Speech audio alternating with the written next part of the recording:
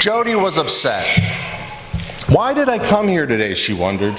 I thought this would help, and now I feel even worse than when I started. Jody was sitting in church, and the service was just ending. The people around her started to put their hymnals back in the pew racks and began to chat with one another.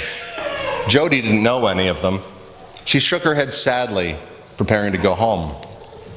From behind her, Jody felt a gentle tap on her shoulder.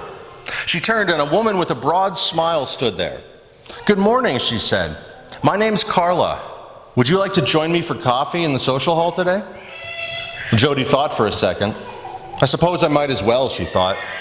She smiled and nodded. Carla said, "Great, follow me." Carla led her down the steps into the social hall. Jody poured herself a cup of coffee and picked up a small piece of cake. She sat down at a table with Carla, who was dipping a tea bag in a cup of hot water. "I'm so glad you joined us for worship today," Carla said, "and I'm glad you stayed afterward to chat. I don't think I've seen you here before." "I haven't been here before," Jody said. "It's probably been 15 years since I was at any church, but since, in the past few months, I just thought maybe I should come back." Carla nodded. "Well, how was it? Did you find what you were looking for?"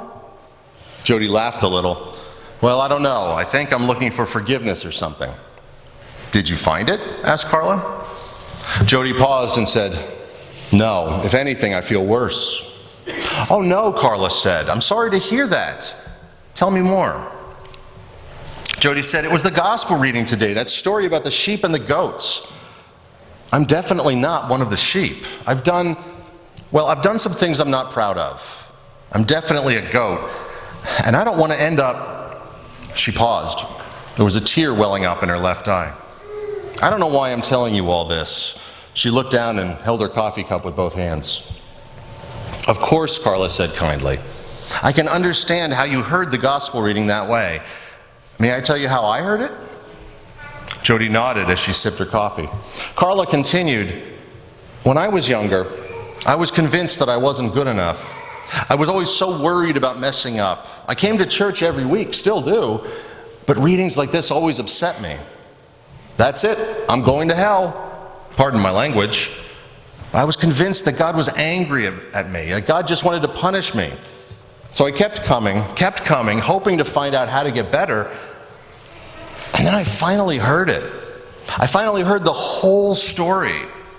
And I noticed that even though there were individual stories like this that were scary, the bigger story of the Bible is a story of love and hope and forgiveness." "Have you ever heard of God's grace, Jody?" "I think so," Jody said quietly.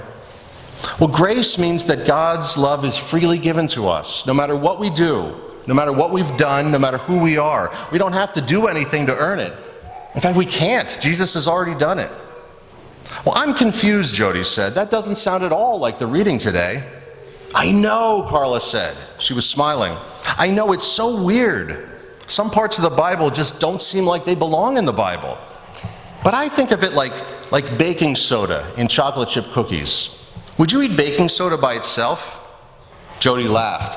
"Ew, I tried that once when I was 8. It was nasty." "Right," Carla said, "but you need to mix it in with the dough to make the cookies good. It's important, it's necessary, but it's not what the flavor of the whole cookie is." She took a sip of her tea and continued. "That's what stories like this are like. They don't tell us the overall picture of God's grace, but they tell us some really important things that are mixed in. Whenever I hear a story like this that sounds like God is condemning me, I remind myself, ooh, this must be baking soda." Jody nodded. "Okay, I think I follow you. So what does this story mean?" Carla said, "Well, I might be wrong, but here's how I hear it. I think the key is in how surprised everybody was. Did you notice that both the sheep and the goats were surprised that they were there? Neither of them had any idea that the way they treated people was connected to Jesus at all. They just did it.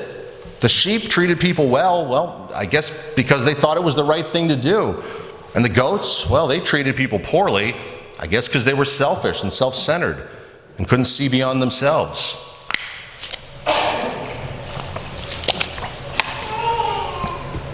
think the message Jesus wanted to give us in this story is that other people are important. The way we treat them is important, and it's important that we treat everyone like this. That's why he said, the least of these. I think the least of these means people who are beaten up and underprivileged. Jody said, I heard someone say once that your character is how you act when you think nobody is watching. Carla laughed. Yes, that's a good way to put it. The point here is that the way we treat others, whoever they are, matters to God. The way we treat others is the way we treat God. We have to treat everybody right, care for everybody, no matter who they are. Jody paused to let this sink in. But what if we don't? What if we're sometimes cruel and thoughtless? Carla looked closely at Jody and said, I've been cruel and thoughtless sometimes, and I've gotten so stuck in spirals of guilt when that happens. But I'm learning instead to ask God for forgiveness, and He forgives me every single time. And this story helps remind me that being a disciple of Jesus isn't just about me. In fact, Jesus forgiving me is just the beginning. This story reminds me that once I've received this forgiveness, it frees me up from worrying about myself so I can help others. And that's the whole point. A wise woman once told me, what are we here for if not to make life easier for one another? I think she was right. Well, Jody said, I feel like you know me, that you know what it's like to feel this guilt. Do you really think I can be forgiven? Do you really think I can do good things? Carla took both of her hands and said, yes, no question at all. I bet you're already doing lots of good things and just not noticing it because you're so worried about it. I think you can learn to let go of worrying about that and live now. I know you can, because I did it.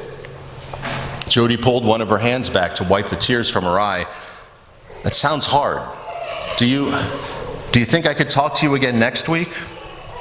Carla smiled and said, of course, I'll be here. Can I give you a hug? Jody nodded. The two women hugged, and Jody waved goodbye and left. So I wanted to do two things in this story today. First, I wanted to share with you a way of looking at this gospel reading that is filled with hope and encouragement. And second, I also wanted to share with you a glimpse of the kind of conversations that can happen through the Sharing Our Hope booklet that I told you about last week. This booklet that I'm making right now will be a list of difficult things that we sometimes deal with, along with the names of people whom we can talk to about them. Like, if you are struggling with such and such, you can talk to so-and-so. And those so-and-so people will be some of you. For instance, Carla in that story might appear in our Sharing Our Hope booklet like this. If you're struggling with guilt, you can talk to Carla.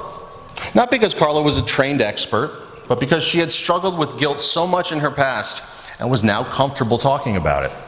And because of that, she was able to help Jody. And I think both of them found their conversation to be meaningful and healing. The Sharing Our Hope booklet can help these conversations to happen here. And so today, I invite you to be part of it.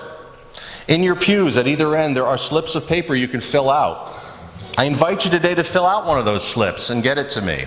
Or you can just leave it in the pew and I'll pick it up afterwards. I'll also be emailing a link with another way to sign up. So if you're on my email list, you'll get that link in the next day or two. Two things to remember. One, these are not confidential. If you choose to share this, you're choosing to make it public.